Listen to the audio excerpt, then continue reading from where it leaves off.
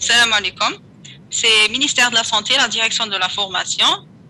Je me présente, c'est mademoiselle Saouli Imen. Je suis administrateur principal au sein de la direction de la formation. Je suis chargée du dossier de la formation continue des biologistes de santé publique. On se retrouve aujourd'hui pour un nouveau thème avec professeur Doubali et professeur Bsaha du CHU Bnimsous sur la responsabilité professionnelle du biologiste. مرحبا بكم كامل. Je vous souhaite une bonne formation et je passe la parole à l'IMPFP, professeur Doubali. Est-ce que vous m'entendez?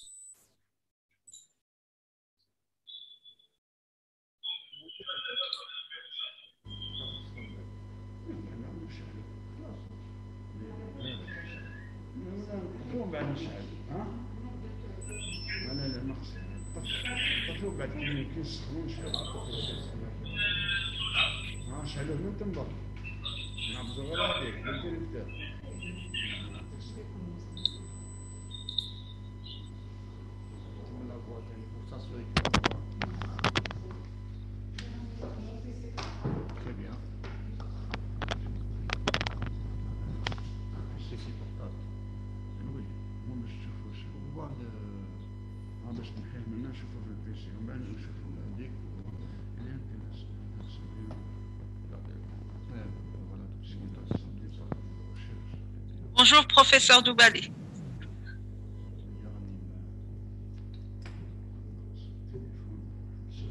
Professeur.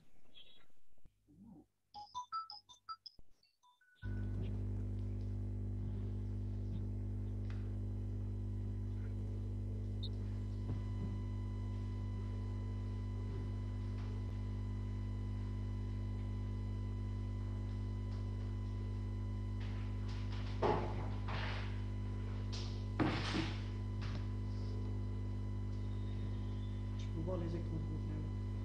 Je ne sais pas s'il y a du monde, est-ce qu'ils entendent un retour de là-bas ou là? Bien sûr.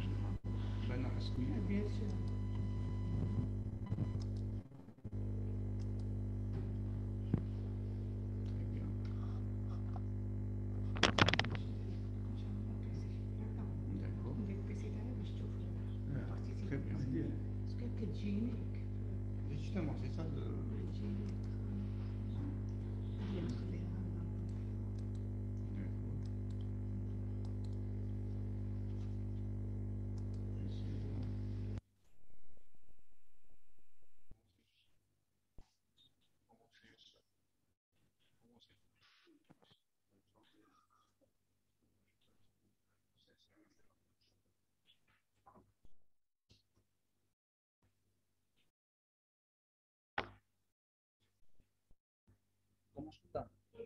Bonjour tout le monde. C'est un plaisir de vous rencontrer. Je suis le professeur Bessaha, service de médecine légale du CHU Bnimsous, avec le professeur Doubali, chef de service de CHU de Bnimsous en médecine légale, qui va vous présenter un thème important. Nous allons parler de la responsabilité professionnelle du biologiste de santé publique. Nous avons beaucoup travaillé avec les biologistes de santé publique. Nous avons beaucoup de relations avec eux. D'ailleurs, moi, je suis le président d'honneur de la société scientifique des biologistes de santé publique. On a fait une première conférence à l'INSP qui s'est très bien passée. Beaucoup de questions ont été soulevées concernant le statut, concernant la responsabilité de biologiste de santé publique. Je pense qu'aujourd'hui encore, on va soulever beaucoup de questions. Et on va essayer d'apporter les réponses médico-légales et déontologiques, parce que notre spécialité, c'est le droit médical, l'éthique et la déontologie médicale. Nous avons fait le tour de nos collègues de toutes les spécialités, sages-femmes, anesthésistes, infirmiers de santé publique, etc., même les collègues de médecins, aussi bien généralistes que spécialistes, nous leur avons donné beaucoup de notions concernant le droit médical et la déontologie et l'éthique. Donc nous sommes là pour la même mission et nous sommes à votre disposition pour répondre à toutes vos préoccupations concernant de votre statut dans le cadre de l'exercice de votre profession. On va donner la parole au professeur Doubali, chef de service de médecine légale du CHU Bnindjous, qui va vous présenter donc cette communication à travers laquelle vous notez les questions que vous voulez poser. Et à la fin de la présentation, on échangera nos idées et nos préoccupations concernant votre spécialité. Je vous souhaite une bonne journée et une bonne écoute avec le professeur Doubali. Merci beaucoup, professeur Bissaha. À mon tour, je vous souhaite la bienvenue et on va vous parler sur un sujet qui est très important concernant toutes les professions de la santé, un sujet qui aborde le droit médical et que chaque profession de la santé, quel que soit un médecin, un paramédical, un biologiste, un psychologue, sage-femme, qui exerce la profession médicale, il doit connaître quelles sont les règles du droit législatif et déontologique qui règlent notre profession. Et ça, c'est une obligation afin que lorsqu'on exerce notre travail, on doit quand même respecter ces règles-là pour ne pas avoir notre responsabilité est engagée. Dans cette présentation, on va la diviser en 3 grands axes principaux. Premier axe, on va parler sur quelques notions de droit médical. C'est quoi le droit médical? Quel est le cadre législatif qui règle notre profession? Et le deuxième axe, que vous devrez normalement connaître votre statut dans la fonction publique. Chaque profession médicale, pour les biologistes, les anesthésistes, les sages-femmes, ils ont un statut public dans le journal officiel. Donc, là où je vous invite à connaître ce statut afin de connaître bien sûr vos droits et vos devoirs. Et le troisième axe qu'on va aborder également, c'est concernant la responsabilité spécialement pour les biologistes et quelle est la particularité pour les biologistes de la santé publique. Donc, je vais entamer ma présentation intitulée sur la responsabilité professionnelle du biologiste de santé publique. Comme introduction, premièrement, on doit définir c'est quoi la fonction médicale. Tout le monde sait que c'est quoi. Bon, quelqu'un qui exerce comme médecin, il travaille dans l'hôpital, il travaille dans le service privé, dans les laboratoires, etc. Mais il y a une définition quand même. Si on veut définir c'est quoi une fonction médicale, c'est un ensemble des activités humaines, techniques et scientifiques dont pour objet la guérison, l'atténuation, la prévention des maladies, la restauration et la préservation de la santé. Cette fonction, elle est exercée par une personne qui a les connaissances, qui a les compétences afin d'exercer cette profession dans les conditions d'exercice réglées par la loi. Dans l'article 165 de la loi de la santé 2010, qui définit c'est quoi une profession de la santé. Parce que tout le monde dit que je suis professionnel de la santé, mais on doit exactement vis-à-vis sur le point de vue légal, à qui on peut dire que c'est un travailleur de la santé. Donc, par cette définition, le législateur il a défini c'est quoi le professionnel de la santé.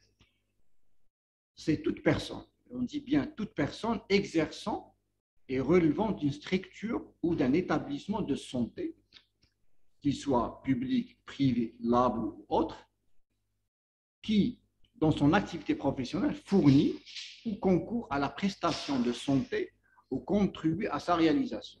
Et dans ce cas, dans cette loi, la nouvelle loi de 2010, elle englobe tous les professionnels, quel que soit leur statut, qui contribuent, qui participent à la préservation de la santé. Ça peut être les agents administratifs, les agents laborantins, les médecins, les brancardiers, les ambulanciers, tout ce monde-là est soumis à cette loi-là de la santé et on peut lui qualifier comme un professionnel de la santé.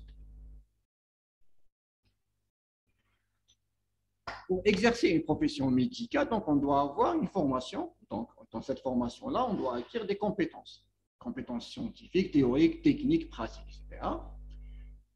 Mais dans l'exercice de cette profession, dans ce qu'on dit l'acte médical, il s'inscrit aussi dans un cadre d'exigence qu'on doit respecter. Donc, on doit avoir des connaissances scientifiques, certes, techniques, mais dans l'exercice de cette profession, on doit respecter certaines règles, certaines exigences, qui sont des exigences juridiques.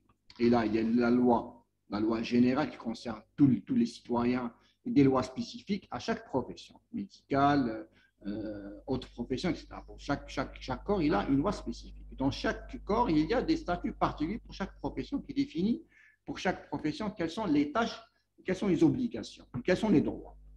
À côté de ça, il y a aussi des règles éthiques et déontologiques, c'est-à-dire des règles d'usage qu'on doit, surtout dans la profession médicale, qu'on doit les respecter. Parce que la profession médicale, c'est une profession qui est un peu particulière, qui est le fait qu'on travaille. On ne travaille pas sur des objets, on ne travaille pas sur du meuble ou sur des murs, etc., mais on travaille avec une personne, un être humain. Et donc, il y aura un développement d'une relation entre la personne qui est le médecin, qui est le professionnel de la santé, et cette personne-là. Et donc, pour cela, on doit respecter certains principes et certaines règles d'éthique et de déontologie. Par conséquent, donc, le professionnel de la santé, il est responsable de ses actes commis à l'occasion de l'exercice de ses fonctions. Chaque profession, au cours de l'exercice de sa profession, il doit être responsable. Et quand on dit responsable, donc il doit répondre, à des erreurs, à des fautes, à des gestes qu'il a commis. C'est ça la responsabilité de toute personne, qu'on doit être responsable de notre parole, de notre acte, de notre travail. On doit assurer les conséquences, quelles que soient ces conséquences de notre action et notre exercice de profession.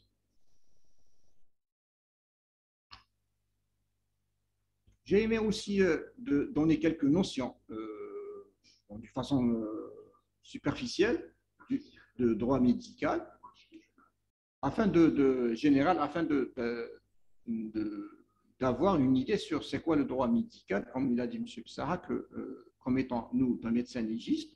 Le médecin légiste, on a quand même un côté que notre spécialité est appelée de médecine légale, droit médical et éthique. C'est-à-dire on a quelques notions de droit et on aimerait bien partager ces notions-là parce que chaque professionnel de la santé, il doit quand même avoir ces notions générales de droit médical. Si je peux dire même en plus, chaque citoyen, il doit avoir des notions de droit afin de vivre dans une société d'une façon légale et d'une façon normale. Donc, c'est quoi la responsabilité médicale? Tout le monde sait à travers les médias qu'il y a des erreurs médicales, que le médecin il a été poursuivi, soit professionnel de la santé poursuivi pour il a engagé sa responsabilité médicale, un laboratoire qui a commis une erreur d'analyse, donc qui peut être poursuivi en tribunal sur le coût d'une responsabilité médicale, etc. C'est pour ça que j'ai dit, bon, il est utile et important et très intéressant de parler de la responsabilité médicale. Pour définir cette responsabilité médicale, en effet, il y a 4 types de responsabilités qui peuvent être engagées devant les tribunaux concernant les professionnels de la santé. On la divise en deux grands groupes de responsabilité médicale. Il y a la responsabilité qu'on appelle civile, qui regroupe la responsabilité civile et la responsabilité administrative. Les caractéristiques de cette responsabilité, elle a un but une source d'indemnisation, c'est-à-dire une fois qu'on est poursuivi pour une faute de nature civile ou administrative, on est obligé d'indemniser, de rembourser. L'autre côté, c'est une responsabilité de source de sanction, quelqu'un qui commet une faute dans le cadre d'une responsabilité pénale ou une responsabilité disciplinaire, là, il peut être sanctionné par soit une faute sanctionnée sur le plan pénal, donc il peut même faire de la prison, soit sur le plan disciplinaire, là, pour certaines spécialités où là, il y a un code de discipline, code de déontologie, peut être sanctionné dans le cadre déontologique par des sanctions, qu'on les appelle en médecine, des sanctions disciplinaires, peut être blâmé, averti ou même interdiction d'exercer la profession médicale d'une façon temporaire ou même d'une façon définitive. Donc là, vous voyez que la responsabilité elle est divisée en deux grandes familles, deux grands groupes, la civile, la responsabilité civile et la responsabilité pénale. Si on veut définir la responsabilité civile, expliquer plus c'est quoi la responsabilité civile, elle est réglée par le Code civil. Dans la loi algérienne, bon, on connaît, il y a la Constitution, et de cette Constitution, il y a des codes. Il y a le code pénal, comme vous savez, le code de la route, code de la douane, code du commerce. Il y a le code pénal, code de la santé aussi. Il y a le code pénal qui règle toute la vie en société. Il y a aussi le code civil.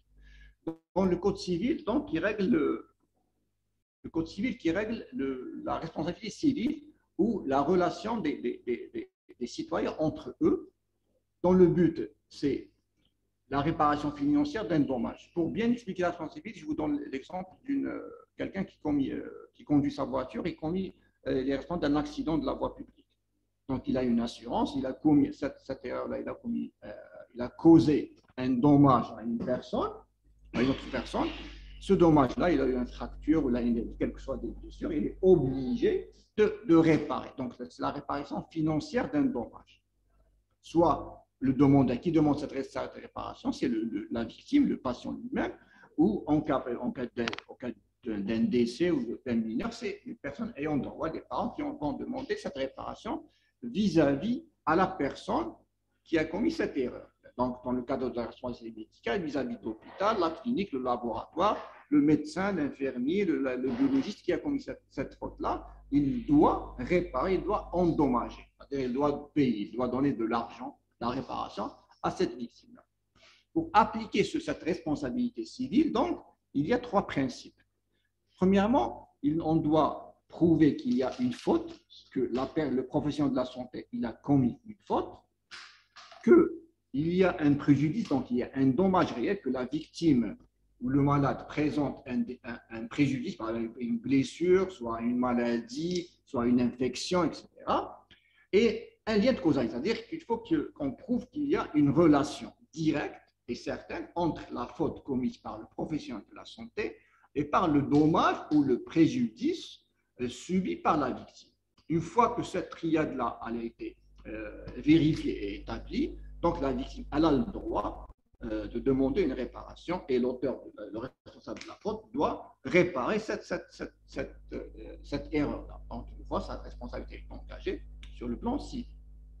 Ça, c'est très, très simple, c'est-à-dire, et la base, si on peut dire ça, c'est la base de contrat entre le malade et l'hôpital, et le médecin, et le biologiste, et le laboratoire, etc.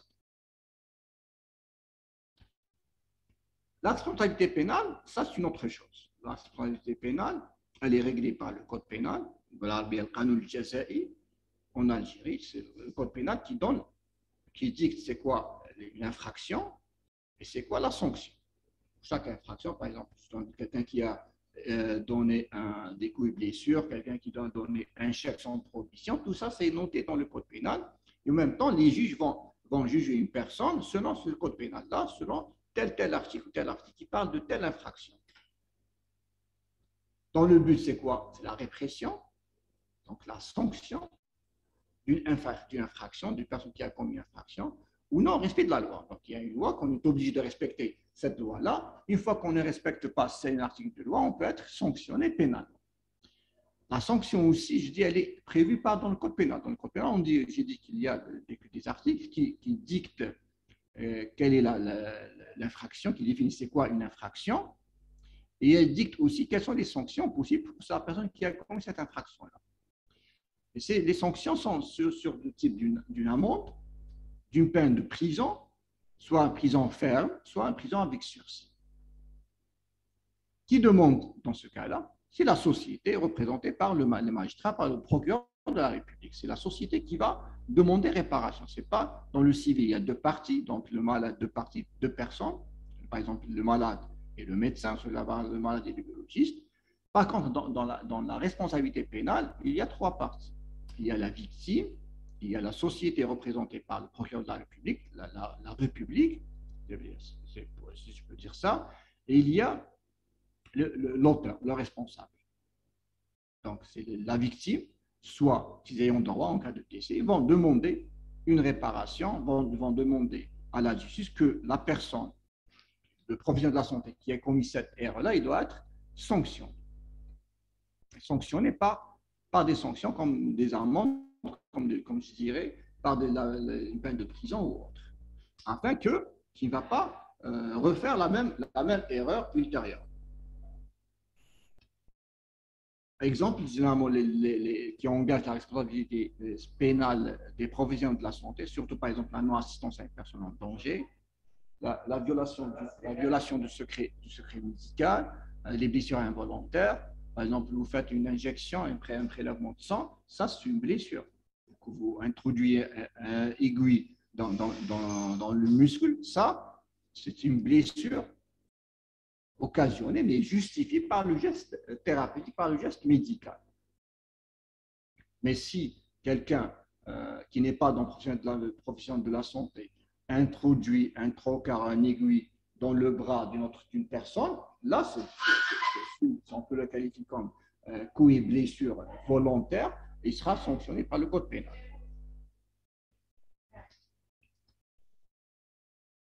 L'autre type de responsabilité, c'est la responsabilité administrative. Elle est réglée par le code civil et le code règlement administratif. Là, généralement, elle concerne surtout les professionnels de la santé qui travaillent dans le secteur public, qui peut être sanctionné par son administration.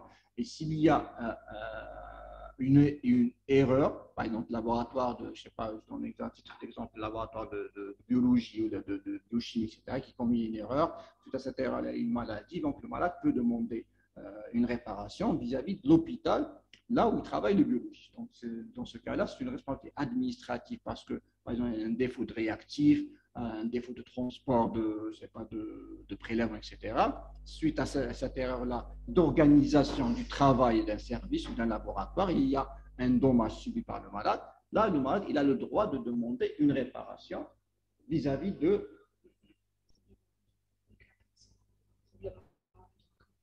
Je continue.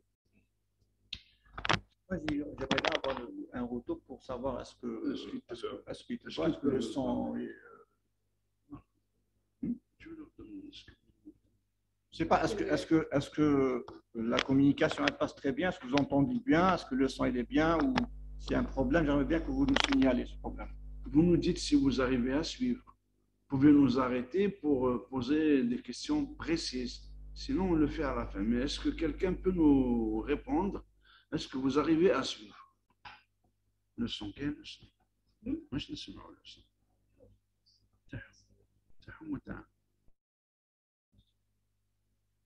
Est-ce que vous arrivez à suivre? À notre niveau, le son il passe très bien. Très bien. Ils disent que… Bon, la plupart, ils ont reçu le son et l'image 10 sur 10. D'accord? Donc, je continue en arrivant à la responsabilité administrative. Là, je fais un petit résumé juste de la responsabilité. Je dis qu'il y a la responsabilité civile et pénale et administrative que chaque professionnel de la santé peut voir sa responsabilité engagée sur ce plan-là. Et il est intéressant, il est important aussi qu'on connaisse ce cadre-là afin de répondre une fois que si on voit qu'on est appelé à témoigner ou appelé à répondre à certaines questions posées par des magistrats, on doit connaître quand même sur quel cadre, on est dans quel cadre, est-ce qu'on a fauté ou non. Après cette responsabilité, je passe au deuxième volet de notre communication.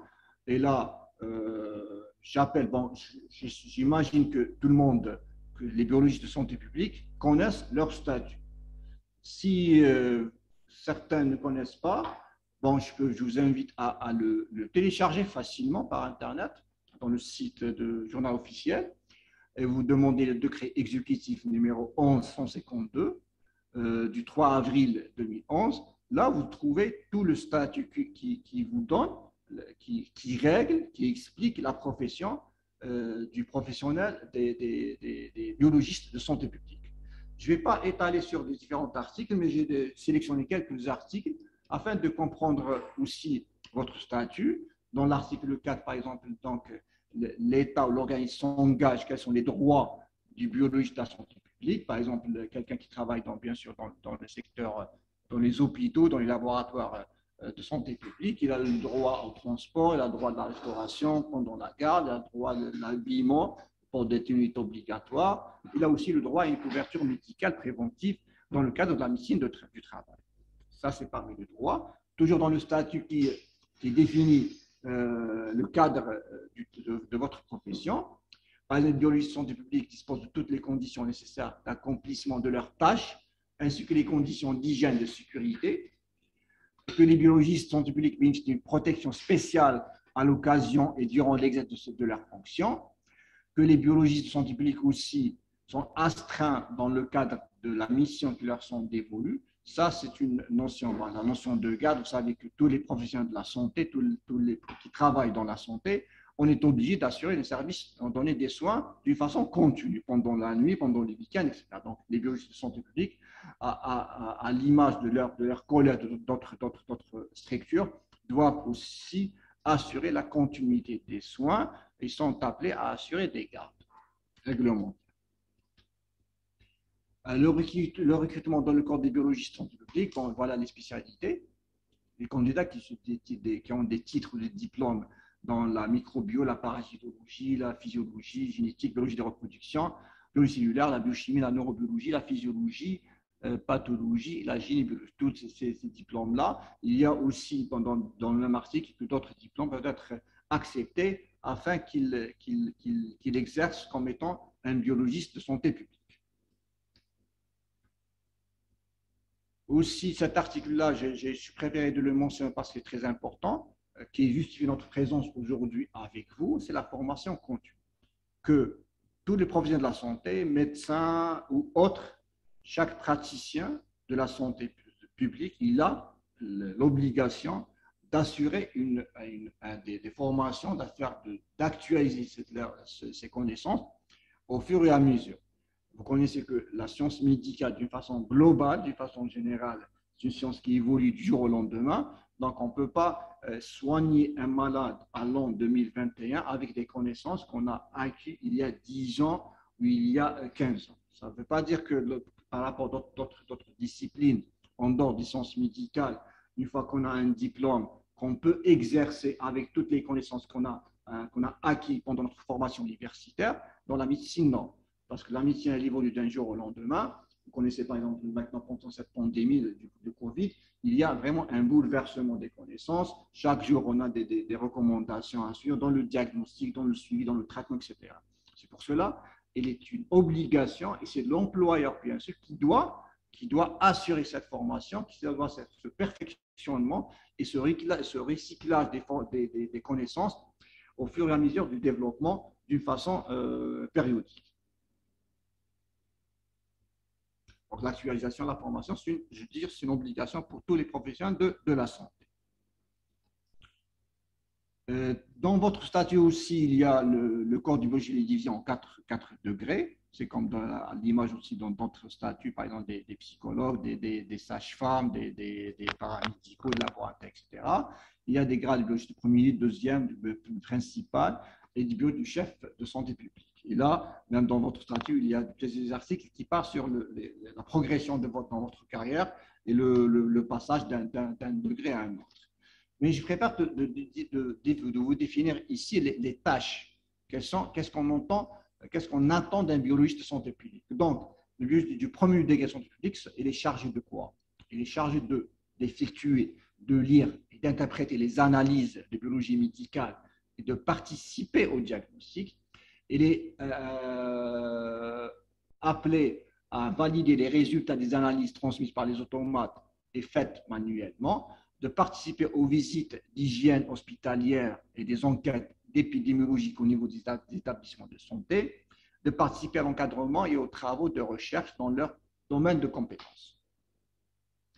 Pour le deuxième degré, en plus les tâches pour le biologiste du premier degré, le biologiste du deuxième degré doit, en plus de procéder à des expertises, d'exploiter les résultats, de confectionner des supports de protocoles et de prélèvements, de veiller à l'application de mise en œuvre des actions relatives à l'assurance qualité des actes de biologie médicale, d'établir des procédures qui permettent la traçabilité de chaque acte de biologie ou d'analyse médicale.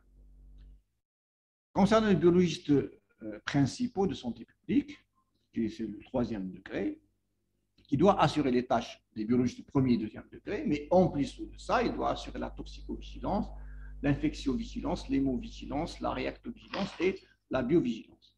Il doit aussi assurer les analyses biologiques nécessitant une autre qualification, d'en assurer le contrôle, de participer à l'enseignement théorique et pratique, donc en plus il a une action des tâches pédagogiques, de veille à la biosécurité et d'initier et de participer aux travaux de recherche dans leur domaine de compétences. Il doit s'ouvrir aussi la pédagogie et la recherche scientifique. Concernant le biologiste en chef de santé publique, c'est le grade, je pense, le plus élevé dans le statut, dans la fonction publique des biologistes de santé publique. Il doit programmer les activités de l'équipe de laboratoire, c'est-à-dire un chef de laboratoire. Il doit assurer le suivi et l'évaluation des activités, de contrôler la qualité et la sécurité des activités. Là, ce sont les tâches données à chaque groupe ou qualité de degré dans la progression dans votre profession. Après le statut, on va parler de certains, ce n'est pas des problèmes, mais certaines particularités spécifiques à la responsabilité médicale concernant le biologiste dans le travail du biologiste de santé publique. Même dans l'exécution des techniques de l'acte de biologie, constitue une faute et entraînera une réparation légale. Donc, si on est, responsable d'une faute, d'une erreur médicale, donc on est obligé de réparer. On est fautif devant la justice, donc on doit réparer le dommage causé à cette personne. Par exemple, un prélèvement mal fait, ou suite à ce prélèvement-là, il y a des complications, il y a des dommages, il y a un préjudice. Donc, on doit quand même, le biologiste ou la personne qui a fait le prélèvement, il doit réparer les dommages causés par son acte-là. Et pour ce prélèvement-là, il y a une notion fondamentale dans la relation médicale, dans la relation du professionnel de la santé avec le malade, c'est l'information et le consentement. On doit toujours expliquer le geste médical qu'on va faire à ce malade-là et on doit toujours demander l'acceptation, demander l'accord, demander le consentement du malade. Ça, c'est une notion de base. Si le malade, s'il y a une complication, un dommage subi, le malade prouve qu'il n'a pas reçu l'information nécessaire, qu'il n'a pas donné son accord, il y a un dégât qui s'est produit chez ce malade-là. Là, on dit que le professionnel de santé a commis une erreur médicale, il a commis une faute médicale. Donc, l'information consentement, c'est une notion de base dans cette relation avec le malade. La conservation du prélèvement aussi, le biologiste est tenu à la conservation du prélèvement. S'il y a un défaut de conservation, tant qu'il y a aussi des erreurs, et là, il doit répondre à sa responsabilité, elle est engagée. Donc, tous les échantillons biologiques doivent être conservés au réfrigérateur de 4 degrés, là, ce n'est pas 40, c'est 4 degrés Celsius. En attendant leur envoi au laboratoire, ils ne doivent pas être congelés. Généralement, on ne congèle pas les prélèvements. Pour la réalisation de l'analyse proprement dite, donc aussi là, il y a des techniques, des recommandations. Pour chaque paramètre, il y a des techniques à faire, des techniques actualisées. Et là aussi, je note l'actualisation selon les techniques modernes. Et s'il y a une erreur, donc aussi, le biologiste doit répondre s'il y a une faute dans l'exécution de cette analyse-là. Et par définition, l'OMS définit c'est quoi une analyse médicale. C'est un acte médical aussi, l'analyse, qui concourt à la prévention, au dépistage, au diagnostic ou à l'évaluation du risque de survenue d'états pathologiques, à la décision et à la prise en charge thérapeutique, à la détermination ou au suivi de l'état physiologique ou physiopathologique de l'être humain. Donc, une analyse médicale elle rentre dans un cadre de prise en charge globale médicale, soit pour le diagnostic, soit pour la prévention, soit pour le suivi d'une pathologie, soit d'un état physiologique, même pas pathologique. Donc, elle joue un rôle primordial dans le suivi, dans la prise en charge médicale des malades. Pour l'interprétation des résultats et leur transmission à leurs demandeurs, on doit être aussi communiqué sous la forme des rapports d'analyse et sont expédiés aux demandeurs. Les analyses sont effectuées dans les délais suivants, généralement en urgence et retrait préventif 24 à 72 heures. Autre demande peut aller jusqu'à 10 jours ouvrables. Là, pour l'interprétation des résultats, lorsqu'on donne des résultats, bon, pour chaque laboratoire, généralement, il faut toujours avoir, dans les archives, avoir un deuxième exemplaire qui est nécessaire afin de, s'il y a une erreur dans l'écriture, il y a de l'interprétation, on peut revenir au premier résultat afin que pour chacun, c'est-à-dire il assure son travail pour ne pas voir sa responsabilité engagée, on peut garder. C'est comme si on met ça, par exemple, dans un arrêt de travail, on doit avoir quand même une copie dans notre dossier afin d'assurer une éventuelle, on peut répondre à une éventuelle confrontation avec exactement, avoir une traçabilité. Très bien, c'est ça le terme que je cherchais. Donc, après les résultats, l'interprétation des résultats et la transmission, il y a des dispositions d'ordre général. Ce sont des mesures d'hygiène, de sécurité concernant tout le personnel médical. Tout le personnel de la santé doit respecter ces mesures d'hygiène et de sécurité. Par exemple, le lavage des mains, le port de blouse, le port des gants jetables, le raccouponnage des aiguilles est interdit, l'évacuation de l'ensemble des déchets. Toutes ces mesures d'une façon d'hygiène, on est tenu, tout le monde, je dis bien tout le monde, doit respecter ces conditions afin d'assurer une sécurité des soins. Ce n'est pas un malade qui vient pour se traiter pour une pathologie, va sortir avec une infection, avec une maladie, une autre complication, qu'on pouvait très bien, avec un simple geste de lavage des mains, on pouvait très bien l'éviter pour ce malade-là. Les personnes habilitées à effectuer le prélèvement, généralement selon la loi, ce sont les médecins, les pharmaciens biologistes, les infirmiers ou les infirmières, ainsi que les sages-femmes qui sont habilités à faire des prélèvements sanguins. Pour le matériel approprié, bien sûr, là, c'est la responsabilité du biologiste ou de l'infirmier qui effectue les prélèvements. C'est le matériel, on doit avoir le matériel approprié et adapté. Par exemple, des garottes, des antiseptiques, sièges, des tables gynécologiques, des aiguilles, des couvillons, coton, pansements, tubes, etc. Parce qu'avec ce travail-là, avec ce matériel-là, on est responsable. La personne qui travaille avec ce matériel, elle est responsable des objets qu'on va manipuler. Donc, la responsabilité médicale et l'obligation des soins, c'est la transmission d'effet des choses inanimées. Donc, je travaille avec un automate, je travaille avec un aiguille, avec des gants, etc. Si c'est ce matériel-là, c'est lui la cause qui va transmettre l'infection, par exemple, à la personne, là, on est responsable parce qu'on n'a pas pris les mesures de sécurité responsables nécessaires afin de désinfecter, par exemple, un aiguille, etc. Donc, le choix des réactifs aussi, l'appareillage utilisé et sa maintenance, le contrôle et la qualité de mise en œuvre, bon, le contrôle des automates, etc. On doit aussi être veillant afin d'avoir les réactifs les plus adaptés à notre analyse. Donc, conditions de préservation des réactifs, vérifier la date de préemption. Les personnes responsables n'est pas forcément le propriétaire de la chose qui a provoqué le dommage, mais celles qui en avaient la garde, c'est-à-dire celles qui exerçaient sur lui un pouvoir d'usage. Ça ne veut pas dire que vous travaillez sur un automate défectueux, que ce n'est pas votre responsabilité, c'est la responsabilité de l'hôpital. Là, c'est la personne qui travaille. Je travaille avec un échographe, avec un scanner. Ce scanner-là, il a eu un problème technique et a causé, par exemple, des brûlures à ce moment-là. Là, certes, ça peut être une responsabilité partagée, mais le médecin, le radiologue, le technicien, il doit veiller à ce que l'appareil ou l'outil qui travaille avec ne va pas causer des dommages au malade ou à la personne qui va subir ce prélèvement, qui va subir ce travail.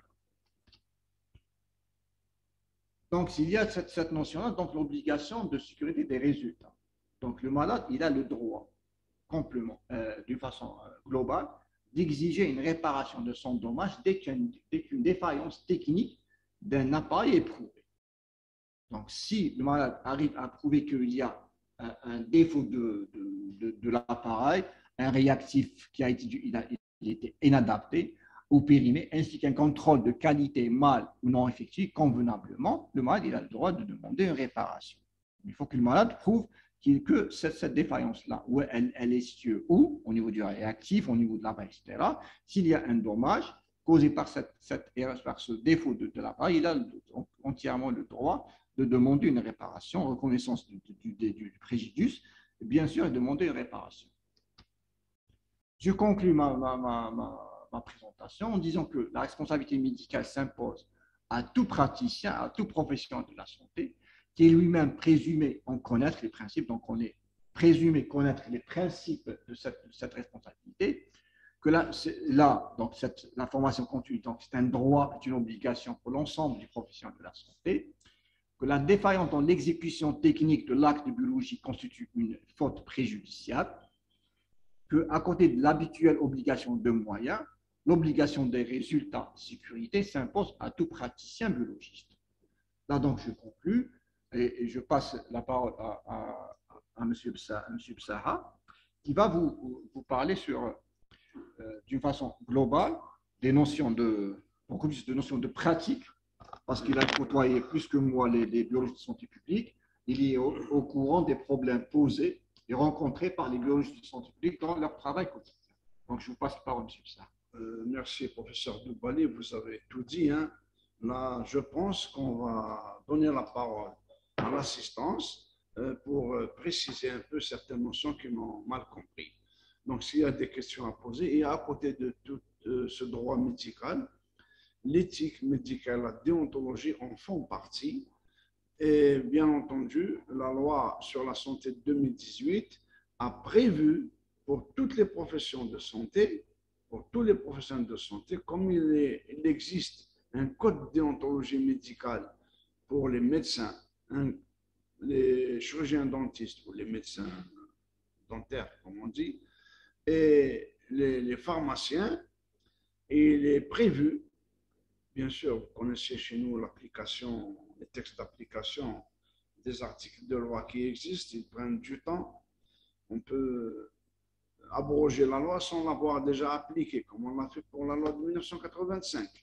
Maintenant, donc, chaque association, chaque syndicat doit préparer dans son corps un code déontologie, parce que vous avez le droit à un code déontologie. Les biologistes ont droit à un code déontologie, et dans ce code déontologie, il va régler beaucoup de problèmes de relations entre le corps médical et les biologistes, entre les biologistes eux-mêmes, entre les biologistes, parce que le code déontologie regroupe tout le monde, les biologistes, qu'ils soient du secteur public, qu'ils soient du secteur privé.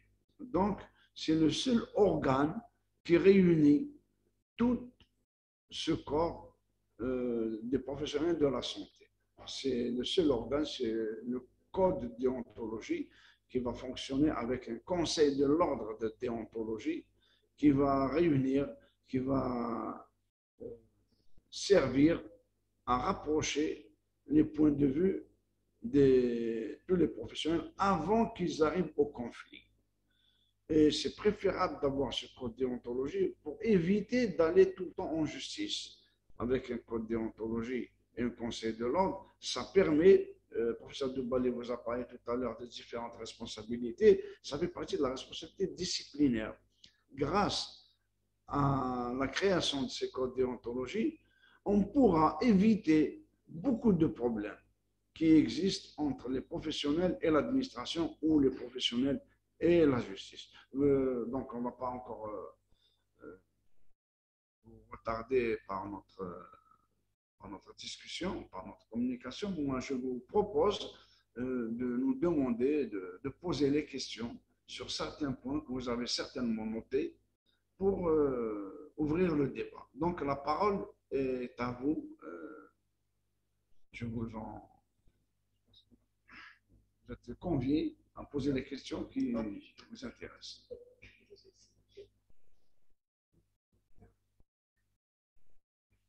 On n'a pas besoin de dire que maintenant, on leur donne la parole, ils vont écrire les questions.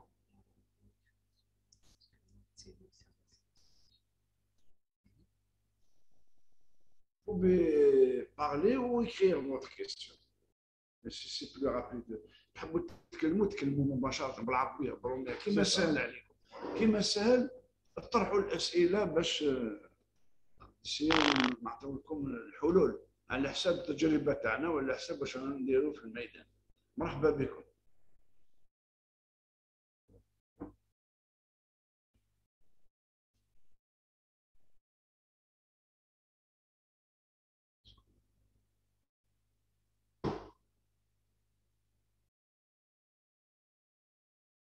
Parce qu'ils posent des questions par.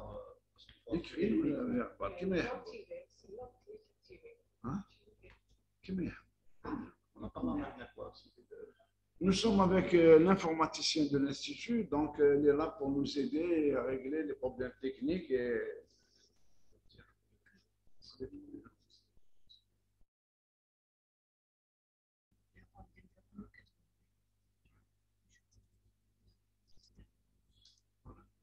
pose une question. PH Salim Belkhassem. Il est situé où le PH Salim Belkhassem. On est Pour activer le. Donnez-nous la parole. Il faut le... C'est ça. Allez-y, posez des questions.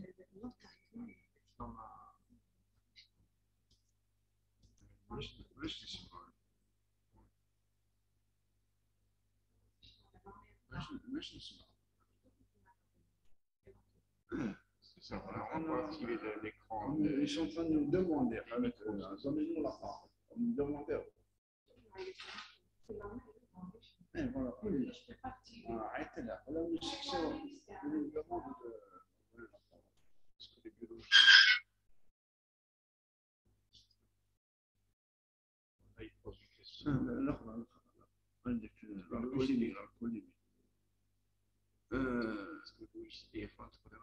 Oui, on voit quelques questions que vous nous posez. Il y a une bonne question médico-légale concernant, par exemple, voilà, ça défile les questions, on n'arrive pas à les suivre. Par exemple, l'alcoolémie. Bien sûr, il a une très grande responsabilité celui qui évalue, dose l'alcoolémie. D'ailleurs, il la signe. Il signe, c'est lui qui a donné le taux. Il a l'une des principales responsabilités revient au biologiste qui a fait l'alcoolémie. Voilà, c'est important. Concernant le contrôle de qualité, c'est également une très bonne question parce que ça permet de diminuer le risque. Le professeur Doubali a parlé tout à l'heure de la responsabilité concernant la sécurité du malade et ça fait partie de la sécurité du malade. Il faut qu'il soit régulier, ce contrôle de qualité. Chez nous, il n'y a pas encore un organe indépendant, autonome, il n'y en a pas du tout dans chaque hôpital ou dans chaque indépendant qui puisse évaluer les paramètres de qualité.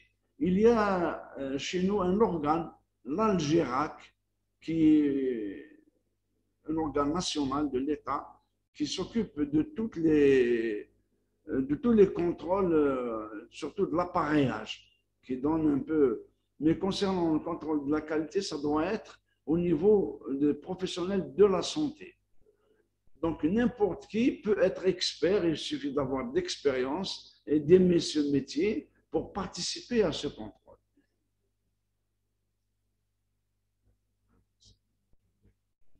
Il y a une question concernant l'action de travail.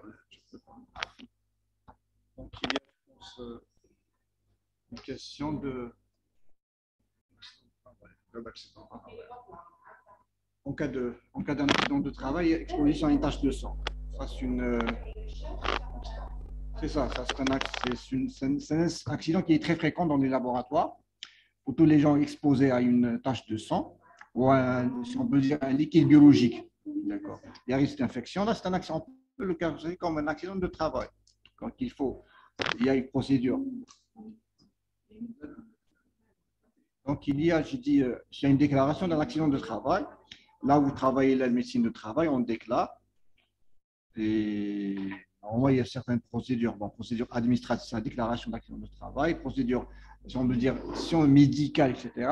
Faire un prélèvement, faire une sérologie pour ce liquide biologique afin de prévenir. C'est ça ce qu'on peut faire. Il n'y a pas de coordination du ministère. Bon, on vous donne la parole, mais juste on va régler quelques techniques.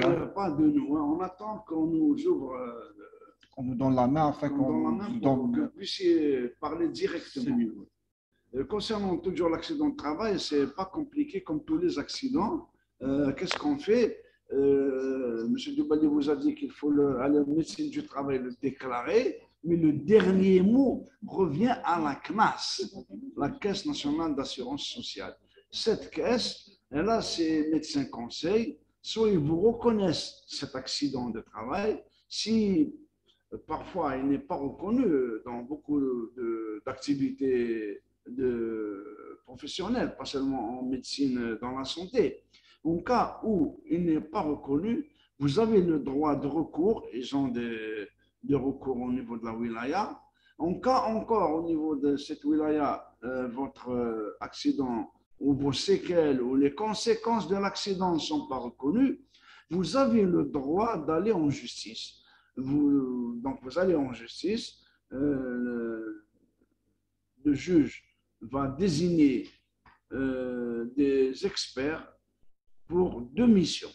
La première mission, c'est de dire est-ce que c'est un accident dû à l'activité professionnelle. S'il y a une relation, on nous a parlé tout à l'heure de relation de cause à effet. Et la deuxième, si c'est le cas, la deuxième mission, le juge va demander la réparation et va demander le taux d'invalidité pour réparer la victime.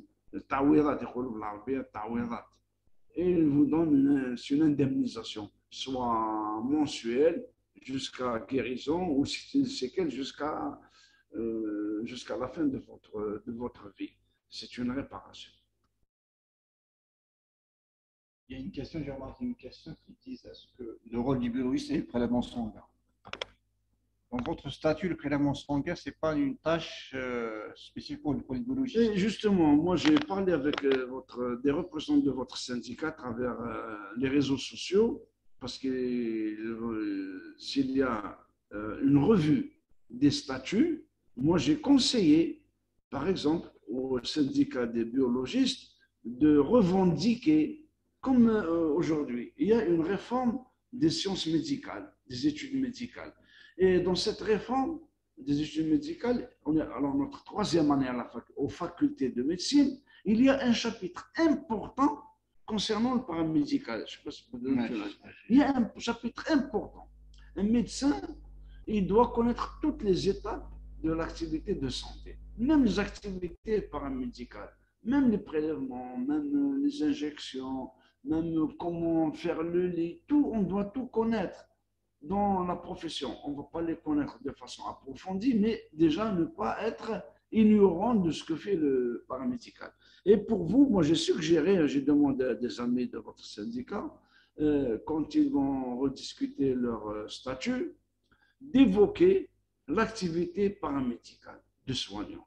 Vous devez, dans la dernière conférence qu'on a fait à l'INSP, des biologistes ont réagi. Ils ont mal pris quand on leur a dit que le biologiste doit être capable de faire des prélèvements, de faire des perfusions, de faire des injections. Ils ont mal pris, ils ont dit ça c'est le travail de l'aide-soignant ou du paramédical. Mais c'est bien de tout connaître. Demain, vous êtes dans un labo, public ou privé. Il n'y a pas l'infirmier. Vous n'allez rien faire. Vous allez dépendre de cet infirmier, dans le public ou dans le privé. Au moins que vous sachiez faire ce prélèvement. Un malade qui fait un état de choc devant vous, vous attendez pour faire de l'adrénaline, vous n'attendez pas un médecin ou un réanimateur ou un infirmier pour faire l'antidote. Vous devez savoir le faire. C'est très important, ça fait partie des connaissances. Voilà pourquoi les biologistes n'ont jamais eu de recyclage, des formations continues. Vous avez raison, la loi sur la santé exige un recyclage. Et ça fait partie, cette formation continue, ça fait partie. Ailleurs, dans certains pays, que ce soit en biologie, en soins infirmiers ou en médecine, le médecin qui ne participe pas à des congrès tous les 6 mois ou qui ne participe pas à la formation continue, au recyclage tous les 6 mois, eh bien, la sécurité sociale va refuser de rembourser les ordonnances de ou les prélèvements qu'il a fait, qui sont d'ailleurs chers, ne vont pas être remboursés. Donc, la formation continue et le recyclage sont effectivement obligatoires. C'est un devoir et c'est un droit à être recyclé, à être formé.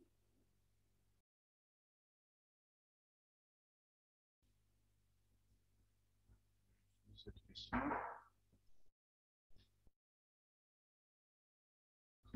Concernant le biologiste premier degré, il peut valider les résultats des analyses sérologiques sur ELISA sans avoir retourné au médecin biologiste dans une PTS ou BS. De prélèvement santé. Oui. Eh bien, oui, selon leur tâche. Tu l'as lu le tâche tout à l'heure. Oui. Vous savez, il y a le statut, il y a d'abord la loi sur la santé, qui est générale, qui parle de vous, qui vous a intégré dans le domaine de la santé. C'est important pour trouver du travail. Ensuite, il y a le statut particulier. Un statut particulier où il est mentionné toutes vos tâches, et vos obligations et vos devoirs. Et enfin, il y a le règlement intérieur. Il y a un règlement intérieur dans le département de biologie, dans le laboratoire, comme par exemple en chirurgie, il n'y a pas assez d'infirmiers. Il s'est posé ce problème dernièrement au conseil scientifique de Bnimsous, où le chef de service demande une protection, une couverture aux aides-soignants qui participent aux soins paramédicaux. Ils n'ont pas le droit de faire des perfusions, des transfusions, mais ils nous ont demandé qu'ils aient une couverture afin de pallier le manque de personnel qualifié. Alors là, c'est un règlement intérieur sous l'autorité du médecin chef de service ou de biologiste chef du laboratoire. Il est toléré d'autoriser certains exercices, certains résultats, mais il faut toujours demander un écrit. Il faut que ce soit affiché au laboratoire, porté à la connaissance de l'administration, du chef de service et du biologiste qui fait cette activité. Donc surtout, vous exigez à chaque étape un document qui soit affiché ou qui vous le transmette en main propre. Ça vous permet, parce que c'est important, la protection du biologiste. Il y a une question de Pierre Chipaza qui dit: est-ce que vous pouvez nous donner plus d'informations sur les actes qui causent une sanction aux biologistes? C'est ça, tous les problèmes pour chaque professionnel de la santé, biologiste ou autre. Dans ce travail, il y a le risque d'être sanctionné. On fait un acte et suite à cet acte-là, on peut voir notre responsabilité engagée. Je titre d'exemple, l'exemple le plus simple: vous travaillez dans un laboratoire, il y a cette notion de secret médical, de secret professionnel. Donc, on est tenu à garder secret professionnel. Supposons, par exemple, vous travaillez dans un laboratoire, c'est pas vous, et vous voyez qu'il y a une célébrité, je donne l'exemple le plus simple, un joueur de foot célèbre qui se présente dans votre laboratoire pour faire un prélèvement. Vous faites une sérologie, par exemple, sérologie AIN, dans l'exemple, sérologie HIV, SIDA, et vous voyez que c'est positif. Et vous faites sortir cette information au public, soit d'une façon volontaire, soit d'une façon involontaire. Vous n'avez pas pris les mesures afin que les résultats soient cachés ou dans un secret. Par exemple, vous donnez le prélèvement dans une enveloppe fermée. Donc, ces mesures-là de sécurité, à l'intéressé, vous le donnez à un intermédiaire. Là, même si vous avez causé une violation du secret médical, même si vous n'avez pas l'intention, vous n'êtes pas volontaire, vous l'avez fait d'une façon involontaire, vous n'avez pas pris toutes les mesures nécessaires de sécurité. Là, c'est un acte qui engage votre responsabilité sur le cadre pénal. Vous pouvez même être sanctionné sur la loi pénale, vous pouvez même faire de la prison parce qu'on n'a pas respecté, pris une mesure de sécurité avant de sécuriser cette information-là. Ça, parmi les actes. Vous ne contrôlez pas un réactif. Et suite à ce réactif-là, il y a un résultat, c'est pas qui est positif, alors qu'en réalité, il est négatif. Et suite de ça, un médecin qui donne une thérapie, un médicament, suite à un résultat, et ce résultat, il est faussé parce qu'il y a un réactif qui a été périmé, etc. Là, c'est un acte aussi qui peut engager votre responsabilité. Donc, les actes, il y a plusieurs actes. Une petite erreur que vous pouvez voir que c'est une erreur banale. Les conséquences, selon les conséquences, peuvent être dramatiques. On a vu quand même même un décès des malades suite à une erreur d'un réactif, à une erreur de noter des résultats. Au lieu de noter les résultats d'un malade, plusieurs malades, on note le résultat d'un malade à la base d'un autre malade et vice-versa. Donc, les actes sont vraiment… En biologie, c'est l'une des spécialités où l'obligation de résultat est la plus importante. Parce qu'en médecine, dans la santé de façon générale, dans la responsabilité, il y a ce qu'on appelle les circonstances atténuantes. C'est-à-dire, on dit, on n'a pas les moyens, je n'ai pas l'infirmier qui m'aide, je n'ai pas les médicaments, je n'ai pas l'équipement nécessaire.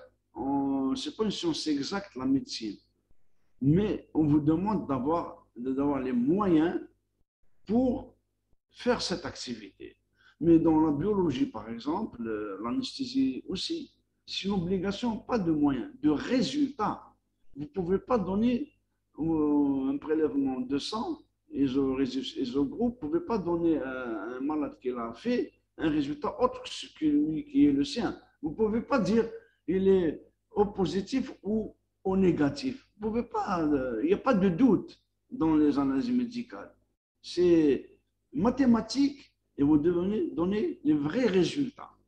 C'est très important. Donc, vous êtes responsable, normalement, dans chaque appareil, quand il y a un laborantin, un biologiste qui travaille, on inclut son nom pour la traçabilité, pour identifier qui a fait ce prélèvement. Et vous devez le signer ou bien le contresigner par le chef de service. Vos camarades demandent, je n'ai pas compris, vous savez, on ne connaît pas tout, hein. On connaît notre domaine, le droit médical concernant la spécialité, mais il y a des activités qu'on ne connaît pas. Par exemple, ce que vous avez signé, le SCTMR. SCTMR. SCTMR. Moi, je n'ai pas compris. Vous pouvez nous dire seulement qu'est-ce que ça veut dire? Vous êtes initié, ce n'est pas notre cas, pour vous répondre à cette question. Concernant la formation à l'étranger, bien sûr, c'est un droit. Quand il y a des formations à l'étranger, les bourses, ils ne disent pas, voilà les bourses pour les paramédicaux, pour les anesthésistes, pour les médecins, pour le médecin légiste, pour le chirurgien, pour le cardiologue. Non, c'est des bourses qui sont données à la santé. Oui, SCTMR, c'est quoi? Si vous pouvez écrire complètement, on n'a pas compris les initiales. Oui, justement. Donc les bourses, c'est ça. Vous précisez c'est quoi l'abréviation. Donc, les bourses, bien sûr, vous avez le droit, la loi sur la santé, aussi bien que votre statut, vous autorise à bénéficier. Mais vous savez, il y a des revendications à faire à travers le service de contrôle du bureau. Ah ben, d'accord. Merci. Merci pour la précision. Pneumophysiologie. Voilà, service de pneumophysiologie. Service du contrôle du bureau, merci pour la précision. Donc, pour les bourses, c'est à vous de demander votre quota. Vous avez un syndicat, vous avez une société savante, donc vous avez 2 organes déjà, c'est très bien. Et je suis au courant qu'ils sont en train de, votre corps sont en train de bien s'organiser. Je suis au courant, je suis informé même, vous pouvez regarder les réseaux sociaux, ils sont en train de s'organiser convenablement. Vous pouvez avoir donc droit à un quota de ces bourses à l'étranger ou des bourses ou des stages. Ça s'appelle stage de courte durée ou stage de longue durée. Tous les congrès qu'il y a à l'étranger, vous pouvez participer. Vous devez vous inscrire, vous avez une petite bourse ou une allocation de l'hôpital. C'est interne, ça se passe dans l'hôpital. Ça ne se passe pas obligatoirement au ministère de la Santé. C'est dans votre hôpital, vous avez le droit à un congé, ça s'appelle congé scientifique, comme pour les médecins. Vous avez droit à un stage. Vous n'avez qu'à le demander avec l'accord de votre chef de service pour voir l'opportunité de ce stage et vous faites la demande. C'est un droit constitutionnel, on peut même dire, puisque tout le monde en a droit. C'est bien la question, biologie et anapathie. Mais je n'ai pas compris la question. C'est très important, la biologie dans les services d'anapathie. Seulement, les anatomopathologistes nous diront quelle est votre part d'activité. Est-ce qu'un biologiste a le droit de faire un prélèvement? C'est une question qui se répète. Eh bien, c'est ce qu'on vous a dit. C'est pour ça qu'on vous dit, moi je suis pour revendiquer ça. Il faut avoir ce droit de faire un prélèvement. C'est une activité.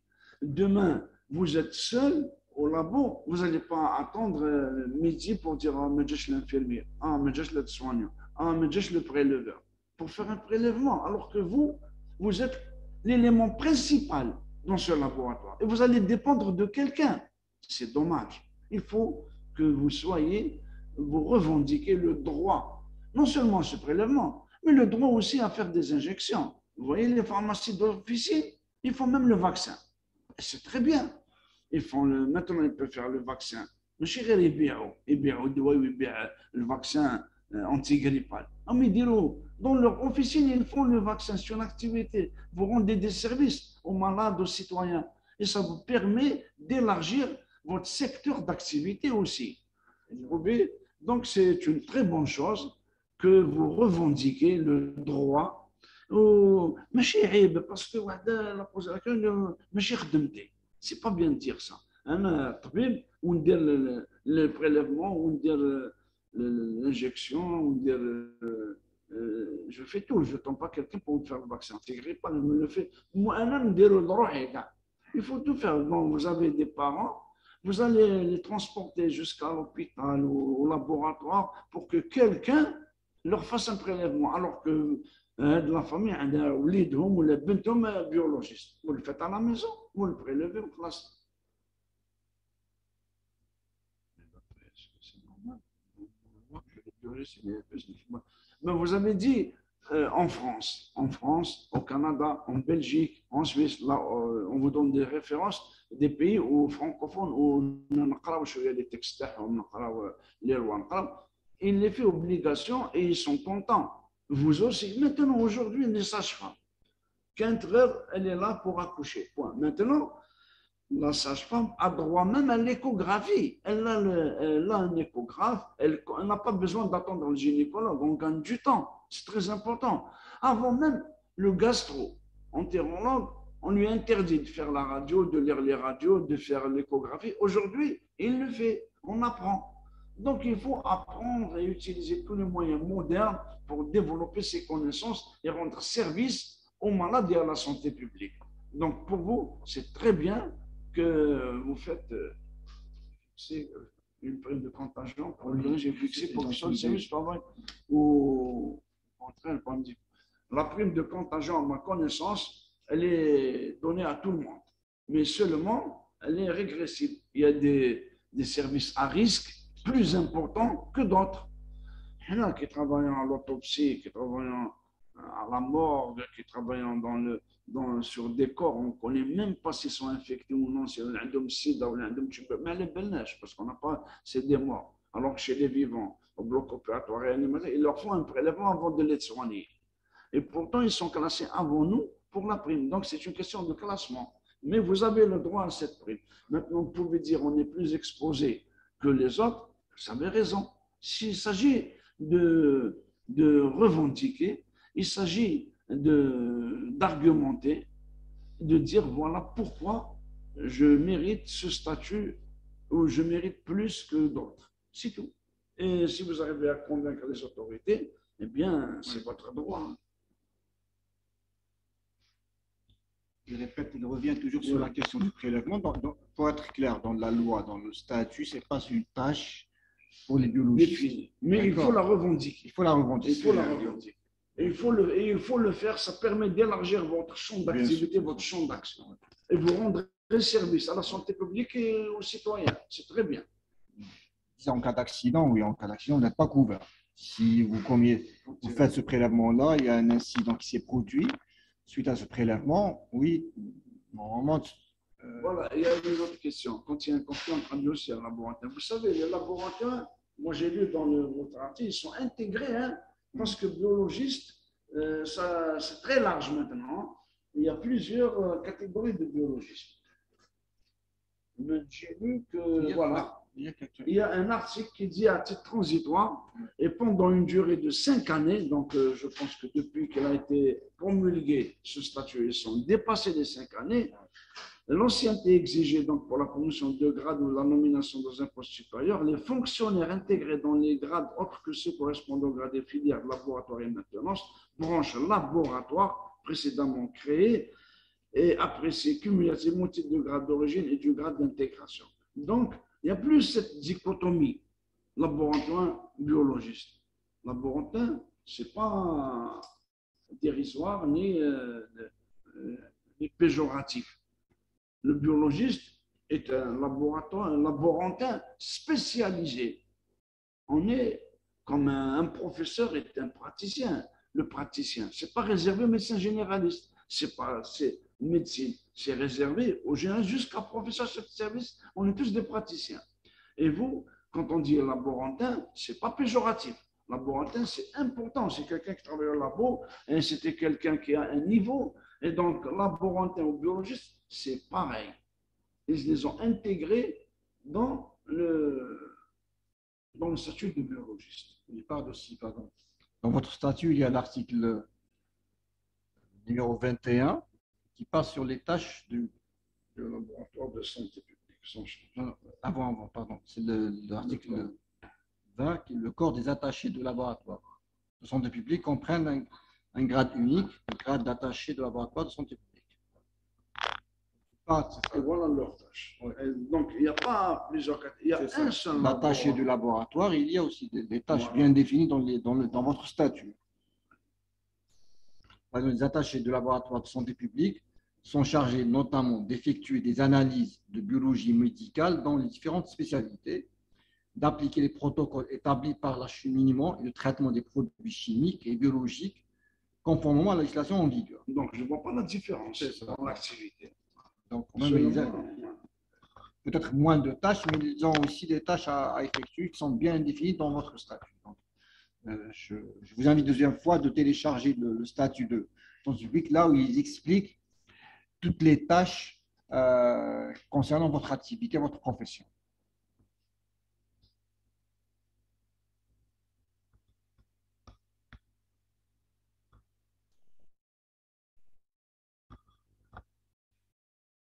Si, pour la question concernant le chef rayon, le chef, il y a des chefs de laboratoire, c'est ça. Il y a dans votre statut, ça a été aussi défini premier degré, deuxième degré, biologiste principal et biologiste chef. Donc, le biologiste chef, c'est lui qui est, normalement, on peut dire, le responsable du laboratoire, qui doit organiser le travail, l'acheminement, le travail d'équipe dans un laboratoire, avec des tâches bien définies. Bon, je lis cette question, c'est pour les biologistes qui font le FCU, qui a un grand risque suite à xylène et de réactifs cancérigènes. Je pense qu'il doit nous donner un congé supplémentaire d'intoxication. D'exposition au risque. Ça, c'est ça, le risque. Vous avez le droit de le revendiquer. Il s'agit de le revendiquer. Est-ce que quelqu'un l'a demandé? Donc, c'est bien de le demander et de l'argumenter, de donner les arguments et les raisons pourquoi vous le demandez. De toute façon, les attachés de laboratoire, comme on les appelle ici, de santé publique, et le corps des biologistes de santé publique font partie de la nomenclature générale des biologistes de santé publique. Donc, il y a deux catégories et chacun, il a ses tâches et ses responsabilités. Il n'y a pas de, il n'est pas précisé comment dire, pour la hiérarchie, de hiérarchisation. C'est ça pour voilà. Premier degré, deuxième degré, principal. C'est dans les biologistes. Mais les attachés de laboratoire, il y a une seule catégorie, c'est les attachés de laboratoire de santé publique. Et leurs missions, elles sont très claires. Je peux préciser, bon, moi, je rajoute pour le congé spécial parce qu'il y a un risque supplémentaire d'intoxication. Vous savez qu'en médecine, il y a certains spécialistes qui sont exposés plus que les autres. Et là, comme il a dit M. Psar, vous avez un syndicat, vous avez la chance d'avoir une société savante. C'est eux, normalement, qui doivent transformer et revendiquer ces informations au niveau de la tutelle, au niveau du ministère, afin d'avoir ces droits-là. Est-ce que le devoir d'un biologiste de suivre une formation en dehors de sa spécialité? Alors voilà, le problème, c'est qu'on est ouvert à tout. Vous pouvez vous former dans tous les domaines. Il ne faut pas rester enfermé dans un laboratoire, dans votre matériel, équipement de travail. Vous pouvez vous former dans tous les domaines. Vous pouvez élargir vos connaissances, bien entendu. Et ça viendra avec le travail. Avec le travail, avec l'activité sur le terrain, vous allez découvrir que vous avez d'autres potentialités pour faire autre chose. Nous, médecins légistes, on ne fait pas que l'autopsie. On fait beaucoup d'autres choses. La réparation des dommages, accidents de travail, accidents de circulation, coups et blessures, les expertises, on fait des expertises, on fait des stages d'anapathe. Donc, on n'est pas enfermé dans la morgue. On fait tout, beaucoup d'activités. Donc, c'est à vous de chercher les différentes activités que vous pouvez maîtriser. Et vous pouvez le faire. J'ai vu une question concernant qui peut faire le prélèvement jugulaire. Qui doit faire? Et on a dit tout à l'heure que si c'est votre compétence, vous avez une compétence, vous le faites. Le temps que vous n'avez pas cette compétence, vous ne pouvez pas le faire. Donc, c'est pour ça que je vous l'ai dit, on est en train, les autorités sont en train de revoir. Le statut, c'est un premier gain pour les biologistes. Avant, ما يستعرفوش كاع بهم، ما كانوش كاع يخدموا في الديتار، يقولوا laboratoire sanitaire. Dans le cas, ils sont reconnus, ils sont intégrés dans la santé publique. C'est à eux de fixer les normes, les règles, d'améliorer leur statut. On ne peut pas, dans un seul statut, avoir tout. Donc, c'est une occasion, puisqu'ils sont en train de discuter les statuts, c'est une occasion de mettre tout ce que vous êtes en train de revendiquer raisonnablement dans vos prérogatives. C'est très bien. Un malade a déposé plainte contre moi qu'elle a fait un prélèvement et ce malade, il avait sur son coude. Mais je n'ai pas bien compris. C'est ça, pour le bien stérilisé, est-ce que vous pouvez nous préciser sur Jérôme? Mais elle avait mal. Très bien, très bien. Maintenant, ce malade doit.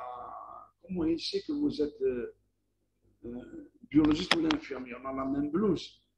Donc, si le biologiste est compétent, il fera ce prélèvement. Et maintenant, il a mal au coude. Eh bien, c'est un acte où on peut avoir différentes sensibilités. C'est une douleur transitoire qui va disparaître. Tant qu'il n'y a pas de séquelles, c'est-à-dire des séquelles, c'est-à-dire des conséquences graves pour sa santé, il devient handicapé, il devient paralysé, ou il peut décéder. Il y a des cas où on fait une injection subcutanée, il fait un réflexe vagal, il décède sur le coup. C'est des accidents prévus dans la santé. On n'est pas à l'abri d'incidents. C'est, comment dire, c'est les aléas. On dit en justice, c'est les aléas du traitement. C'est-à-dire, il n'y a pas de risque zéro. Au bloc, on a fait tout le bilan opératoire, préopératoire, et là, il a subi l'examen de pré-anesthésie, etc. Et pourtant, personne ne peut garantir, quand un malade rentre au bloc, et les sous anesthésie générale, personne ne peut garantir à 100% qu'il va se réveiller. Donc, c'est les accidents de la santé publique qu'on peut avoir, parce qu'on a dit tout à l'heure, ce n'est pas une science exacte. On est dans un métier où il y a des risques pour le malade et pour soi-même. Donc, par conséquent, on accepte ces risques et on les répare, on les dédommage. Le malade qui a mal au coude, au bras, il peut se plaindre, mais si la douleur est passagère, il n'y a pas de séquelles, le problème est résolu. C'est dit, il n'a pas eu de séquelles, et lui, il a dit que vous faire. Eh bien, ça c'est logique, je vous l'ai dit tout à l'heure. Pas votre tâche. Maintenant, pourquoi je dis qu'il faut le réclamer pour que ça soit dans le statut. Même dans la formation aussi. Dans votre formation, dans le statut, parce qu'il ne s'agit pas de dire il a le droit de faire, il faut qu'il soit formé, qu'il ait une attestation de formation. 1. 2.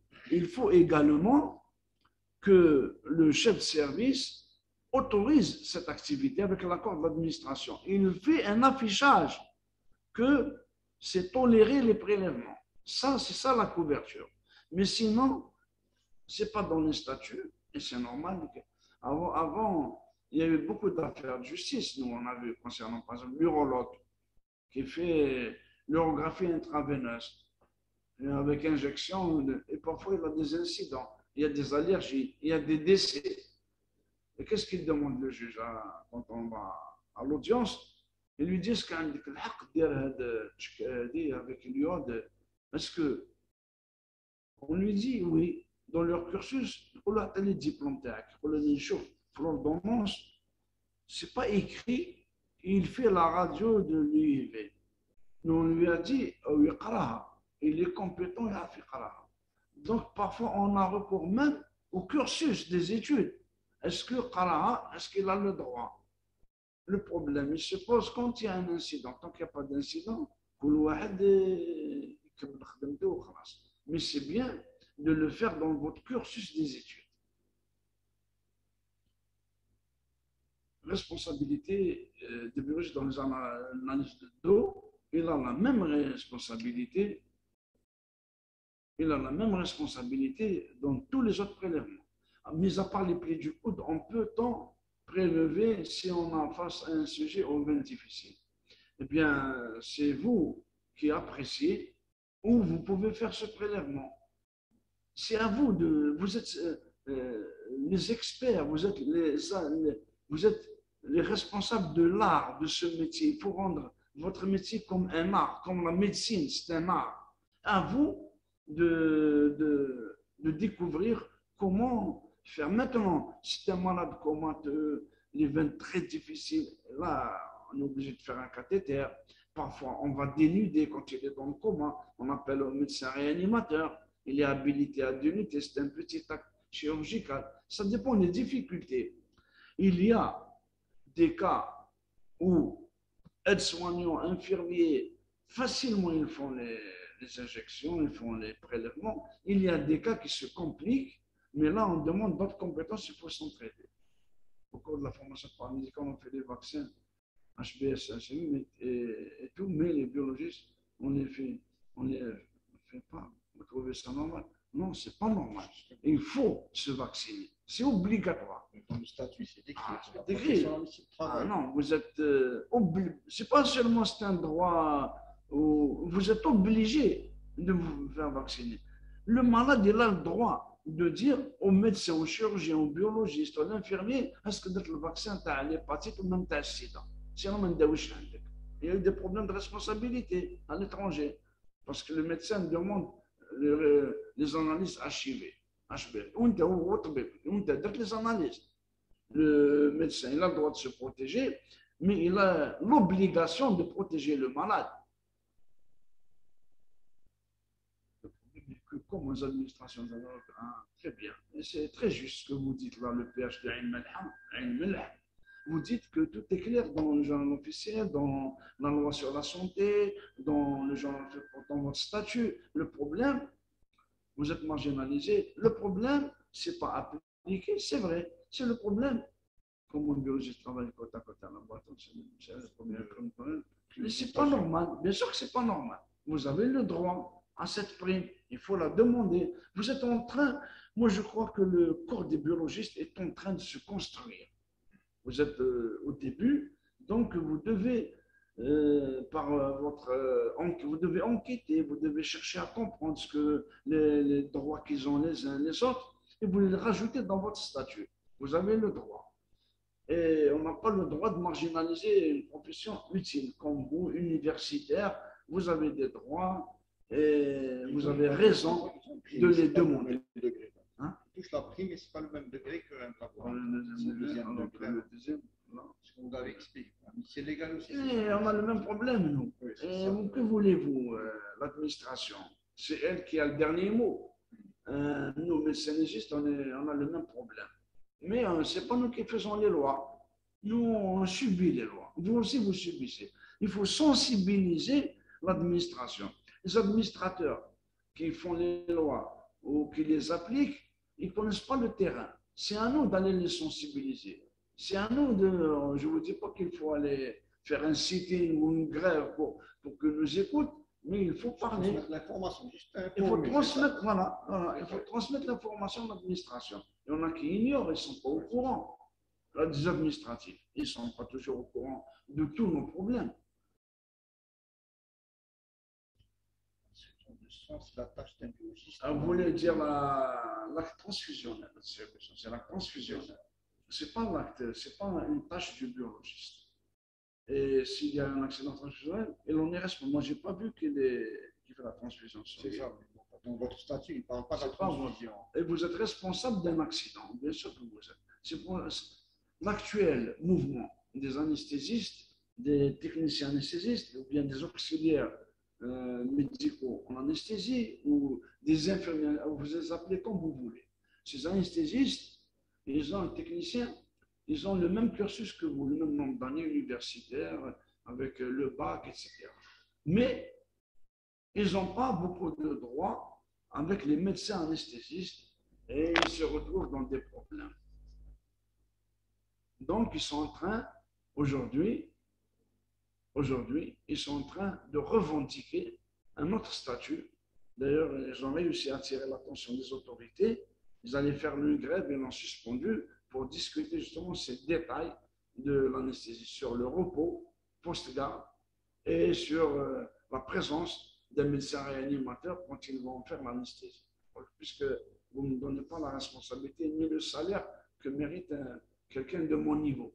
Alors, je continue à travailler sur la responsabilité d'un médecin anesthésiste. Eh bien, je n'endors pas le malade si le chirurgien me le demande, sauf s'il y a la présence d'un médecin anesthésiste. Maintenant, vous me dites que ce n'est pas la même prime, effectivement, qui touche quand il est aux urgences, quand il est au service de réanimation, quand il est au bloc opératoire. C'est normal. Ce n'est pas la même pénibilité qu'on a dans un service de dermato, dans un service de médecine interne, dans un service de réanimation ou de chirurgie. Ce n'est pas la même, les urgences, ce n'est pas la même pénibilité. J'ai pas mal là, mais ça fait partie de la tâche.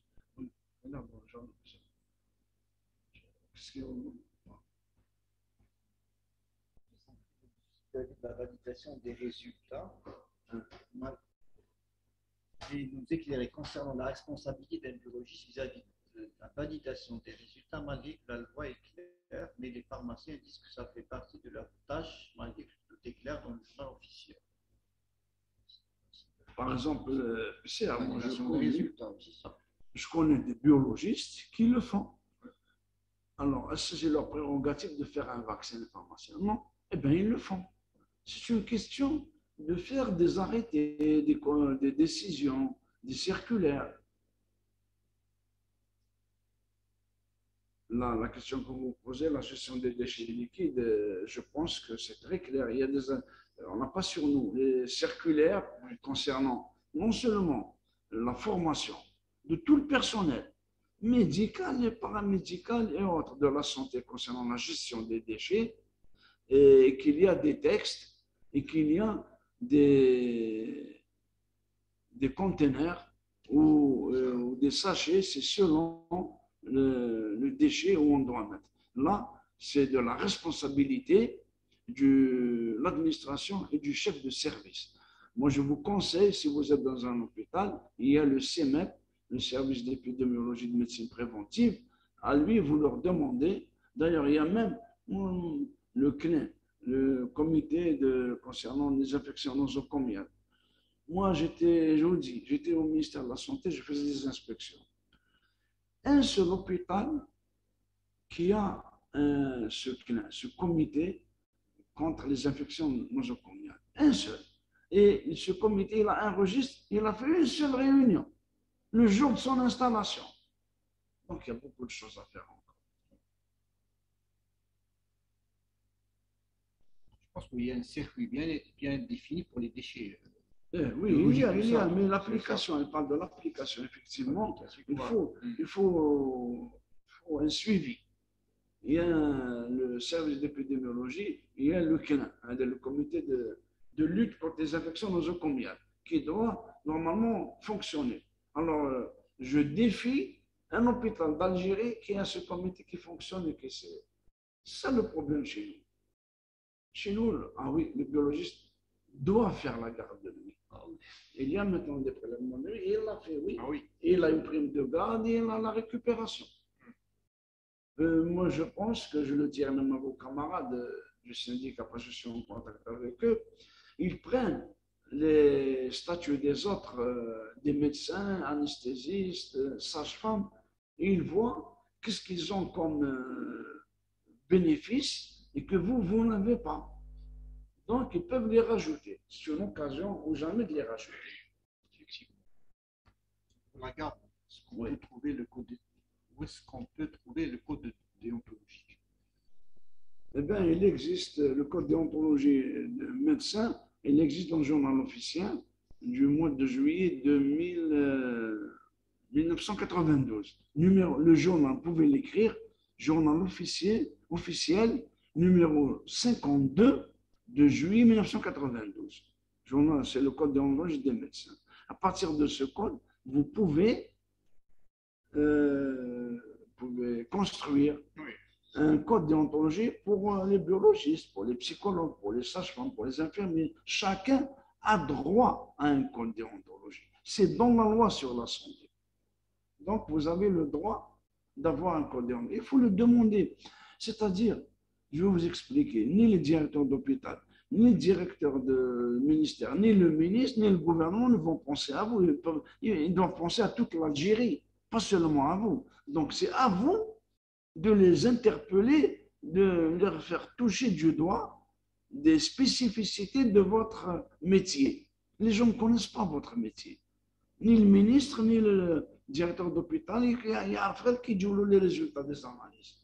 Les gens ne connaissent pas. C'est à vous de vulgariser. C'est à vous de sensibiliser les autorités pour reconnaître que votre métier est important, que le statut doit être amélioré. Moi, je vous le répète, votre syndicat, je suis au courant qu'il est en train de travailler. Il est en train d'installer des sections syndicales un peu partout. Il est en train de penser à tous ces problèmes. Regardez sur Facebook, les réseaux sociaux, ils sont en train de parler. Vous pouvez leur suggérer encore des remarques, etc., pour valoriser votre métier.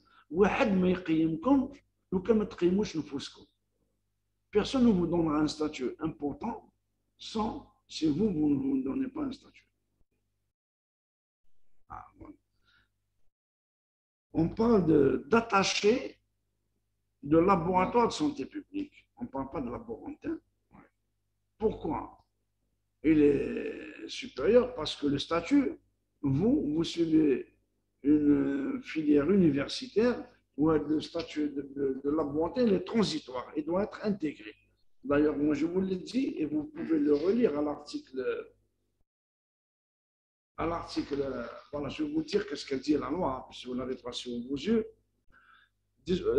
Les fonctionnaires appartenant au corps et grade appartenant à la filière laboratoire et maintenance, branche laboratoire, susvisés en activité dans l'administration chargée de santé, peuvent être intégrés, titularisés et reclassés sur leur demande dans le corps et grade correspondant par le présent statut. Les laboratoires, ils sont reconvertis dans un autre grade qui s'appelle les attachés, le corps des attachés de laboratoire de santé publique. Et chacun son grade, chacun son statut. Il n'y a pas de supérieur ni d'inférieur. Chacun ce que lui prévoit la loi.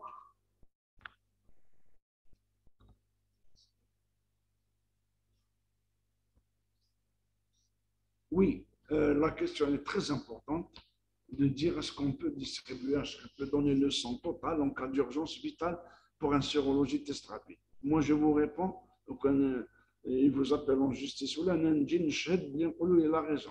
Parce que quand il y a une urgence vitale, on ne peut pas attendre de contrôler ce sang. Le temps de le contrôler, il est déjà décédé. Donc, la priorité de lutter contre la mort, elle prime sur la loi. Donc, par conséquent, vous avez raison de le transfuser en urgence, sinon, vous l'avez dit, urgence vitale. Vous avez raison de le faire avec un sérologie test rapide. Oui, il faut le faire. Parce que sinon, c'est la non-assistance à personne en danger. Ça devient pénal. C'est bien de le faire, oui.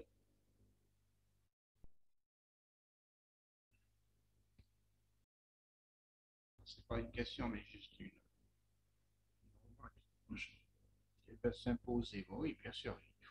Il faut informer les autorités de votre statut, des problèmes que vous rencontrez et discuter entre vous afin de faire le diagnostic des points que vous voyez que c'est pas, que vous êtes lésé dans ces points-là. Il faut juste informer et lutter afin d'améliorer. Bien sûr, je pense que même actuellement, le ministère de la Santé sont en train de faire des rencontres avec les différents syndicats des professionnels de la santé afin d'améliorer, de revoir et d'actualiser le statut.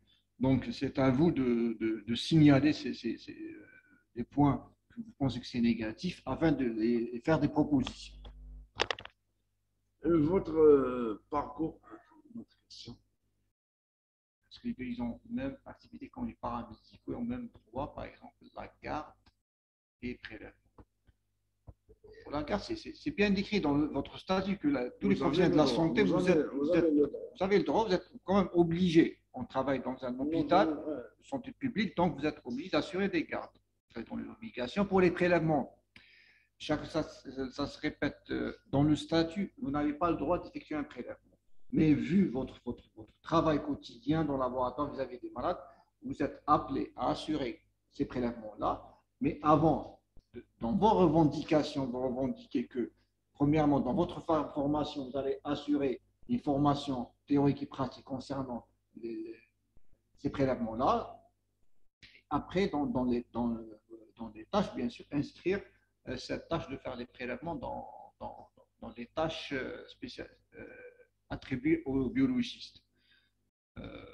Je précise, bon, j'ai lu quelque part là, une question que M. Psari a répondu sur le prélèvement sur les veines jugulaires.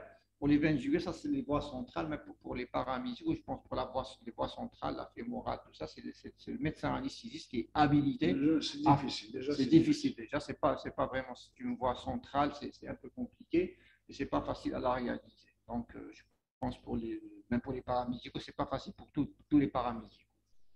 Moi, je vais vous dire, votre parcours, il ressemble un peu à celui des psychologues. Au départ, il y a 20 ans, les psychologues ne sont pas admis dans les hôpitaux. Jamais. La première fois que je voulais encadrer un psychologue pour faire une licence, l'administration a refusé. Leur statut n'est pas dans la santé publique, mais je l'ai fait quand même. J'ai pris la responsabilité. Et d'ailleurs, c'est l'une des premières psychologues à avoir travaillé dans l'hôpital. Ils ne comprenaient pas le rôle de la psychologue dans l'hôpital. Ils ne comprenaient pas. Le psychologue, c'était dans les usines, dans les sociétés nationales, dans les entreprises, pas dans les structures de soins. Ils ont vraiment lutté longtemps pour avoir un statut au niveau de la santé publique. Avant, ils étaient sans statut. Donc, ça fait longtemps qu'ils sont en train de lutter pour avoir, et ce n'est pas fini, ils sont en train de se battre pour avoir une place privilégiée, ils ont raison, dans la santé publique. Vous êtes parmi, je pense, les derniers venus dans la santé. C'est très important, vous êtes en train de faire des percées importantes et je pense que avec le temps, ça ne va pas être très long pour que vous puissiez avoir une place de choix dans la santé publique. On est en train de voir, il faut regarder ce qui se fait à l'étranger, il faut regarder comment améliorer son statut, le proposer aux autorités et ainsi améliorer votre situation statutaire. Ça va, moi, je suis optimiste parce que j'ai vu les interventions de certains biologistes, elles sont vraiment importantes, intéressantes, surtout avec la COVID-19. Personnellement, je sais pas si vous connaissez M. Aïd Saïd Abdelmour, c'est je pense, le président de la Société des biologistes. C'est moi-même qui l'ai invité à la radio, à la télévision, et maintenant, il fait des interventions dignes au nom des biologistes. Magnifique.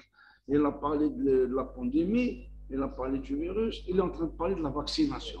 C'est magnifique. Ce qu'il est en train de faire, il est en train de donner une très bonne image des biologistes de la santé publique. Magnifique. Maintenant, les télévisions le réclament. Tellement il explique bien, il parle bien, il vulgarise un peu le métier de biologiste. Il est demandé par les plateaux de télévision pour qu'il explique. Vous pouvez regarder, il a la page Société savante des biologistes de santé publique, ou bien à ce moment, je vous donne son nom, rentrez, regardez ce qu'il dit, c'est des choses très très intéressantes. Il a une place de choix dans la santé aujourd'hui. C'est Aïd Saïd Abdelmour, biologiste. Il est vraiment en train de donner une très bonne image des biologistes de santé publique. Magnifique. Moi, j'apprécie beaucoup et je continue à travailler avec eux. Et oui, au laboratoire, les biologistes sont chargés de faire un prélèvement de sang pour alcoolémie, malgré qu'il y a des infirmiers au niveau de. Le pH, vous n'avez pas dit où, Abu Saada ou ailleurs. Normalement, vous n'avez pas à le faire, ce prélèvement. Il y a des infirmiers au niveau des urgences, des UMC, c'est à eux. Vous n'avez rien à faire dans la salle de garde. Vous êtes dans votre laboratoire, voilà, je dis à la salle des soins, à la salle des urgences. Il y a le laboratoire, et vous interdisez à quiconque qui rentre dans votre laboratoire. C'est interdit. Que le personnel d'accord. Et vous n'avez rien à faire en allant à la salle des soins ou en allant à la salle des urgences au cabinet médical. Il y a des infirmiers, c'est à eux de faire. Dites-les un mot par l'administration, par votre chef de service, que vous êtes protégé, que vous êtes autorisé à faire ce geste. Sinon, vous n'avez pas à le faire. Je parle de l'alcoolémie. Et s'il y a un problème, vous serez responsable. Personne ne vous défendra. Ni votre chef de service, ni le directeur d'hôpital. Parce que c'est déjà arrivé, on est arrivé à l'audience, on a trouvé des internes, des résidents, ni le chef de service, ni l'administration. Chacun, c'est personnel. Donc, vous devez refuser parce que la loi ne vous autorise pas. Pour le djibli les trolls, je fais prélèvement d'alcoolémie. Je parle du prélèvement. Pour le djibli les tsmahliya باش ندير prélèvement. Donc, il n'y en a pas, ni note de service, ni note de l'administration, vous ne vous engagez pas. Et non, il n'a pas rentré au laboratoire. Vous dites non. Le laboratoire, vous le fermez à clé. Il y a un guichet, on vous donne la boîte. Moi, ce que je connais dans les CHU que je connais. Parné, Mustafa, on m'a appris ça. Un qui des prélèvements, j'étais externe, j'étais interne. Maintenant, je labo. La fenêtre. Il y a une fenêtre, surtout la gare, surtout la nuit. Surtout là, on le donne par la lucarne, par le guichet. On lui donne le prélèvement. Il n'a pas rentré dans le laboratoire. Et ce n'est pas un endroit où on fait. Il fait un état de choc. Je dis, est-ce qu'il y a l'oxygène? Est-ce qu'il y a le réanimateur? Est-ce qu'il y a le corticoïde, l'adrénaline? Vous n'avez rien. Vous êtes responsable. Vous n'avez pas à le faire dans le labo. Ça se fait dans le cabinet médical ou la salle de soins où il y a les moyens. Il peut faire un état de choc, il peut faire une mort subite. Il y a des cas, nous, on nous a appelés au tribunal, on a plaidé des affaires. Ça existe. Je ne sais pas pourquoi, ça n'intéresse pas beaucoup de monde, que les initiés. Donc, vous n'avez pas à le faire. Le labo n'est pas un endroit de prélèvement. On fait les prélèvements là où il y a les produits, les antidotes, où on peut réagir à un accident. Voilà.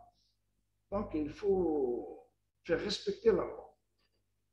Vous avez une section, comme chef de service ou le modèle de vous avez une section syndicale, allez vous plaindre.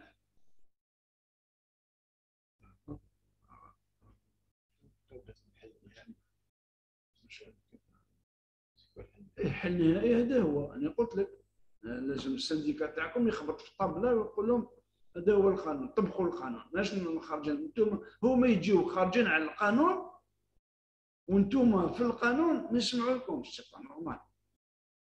il faut être fort. L'administration ماشي هي اللي تحكم فيك في هذا. vous êtes, c'est ça la déontologie médicale. Vous êtes indépendant dans votre exercice. واحد ما يجي يوري لك واش دير، ni le directeur de garde, ni le directeur général, ni le ministre. C'est ça la déontologie. انت تعرف خدمتك، انت تعرف القانون تاع الستاتيو تاعك، انت تعرف واش قريت واش تقدر دير. Donc c'est à vous de vous imposer. ما يحبش يفهم هذاك الديريكتور parce qu'ils sont dans leur bureau. On connaît l'administration. Il y en a qui collaborent. Il y a des administrations ما يعطيلكش حقك، نولي عندك الحق، يحبك يليكيدي. Mais quand c'est un problème يخليك وحدك تحس وندير لك ميزابي ويشتكي بك ويشتكي بك. Donc il ne faut pas se laisser faire. Oui, pour la communication, madame, je ne sais pas comment ils font. Je demande s'ils peuvent enregistrer la communication. Et voilà, notre collègue de l'informatique, la communication elle est enregistrée au niveau de la direction de la formation du ministère de la Santé, et vous la réclamez et vous la transmettez. Là, on ne nous a pas donné.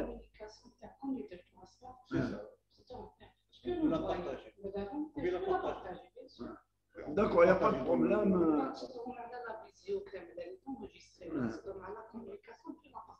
D'accord, on peut le faire. Si vous demandez la communication, le travail qu'on a présenté, on peut le partager sur cette boîte de dialogue et vous pouvez la télécharger.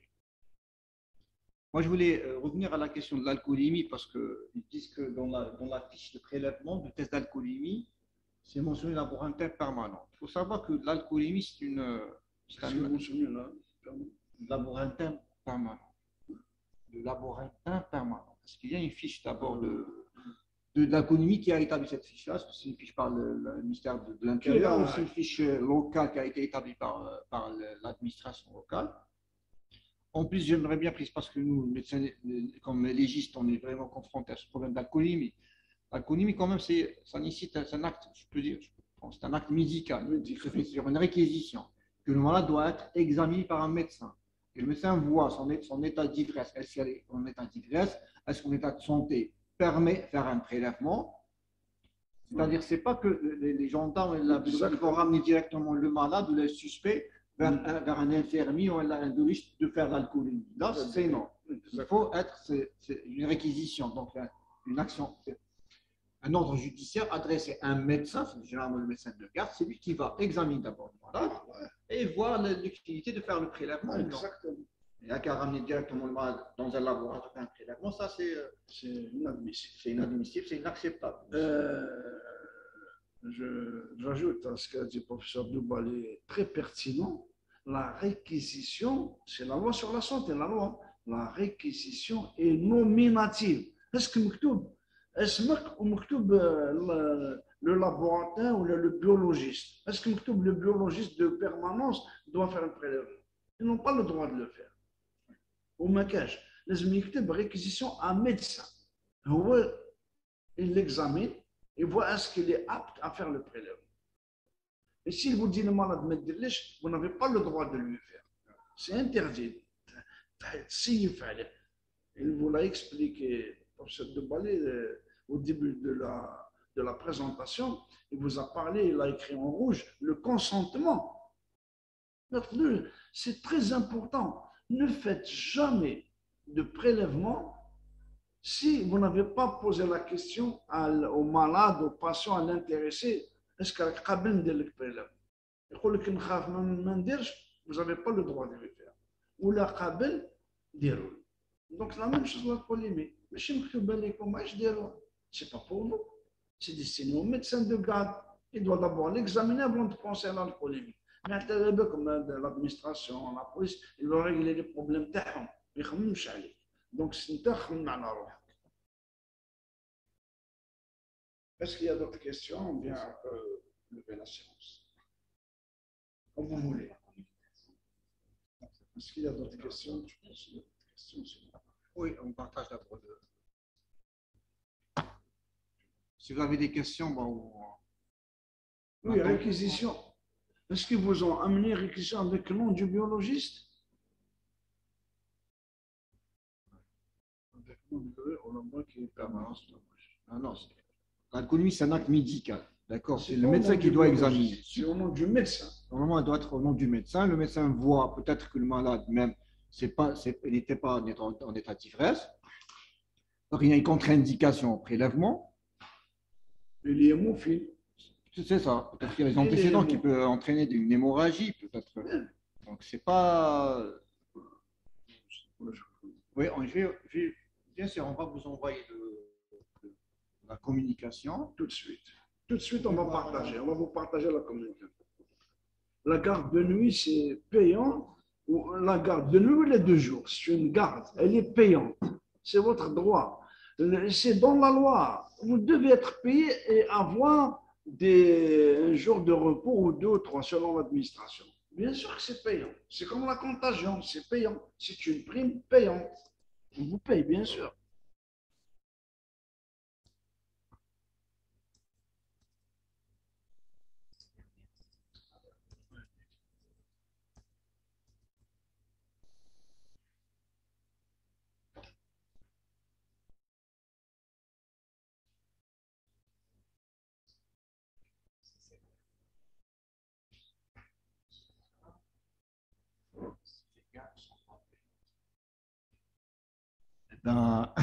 Dans votre statut, c'est clair. Dans la loi de la santé, le statut des biologistes santé publique, vous devrez faire des gardes. Et lorsqu'on fait une garde, une activité de la nuit, on a le droit d'être payé, on a le droit d'avoir des récupérations. le lendemain. Ça, c'est décrit. Le noir, Tous les professeurs. ouais, noir sur blanc, tout est clair.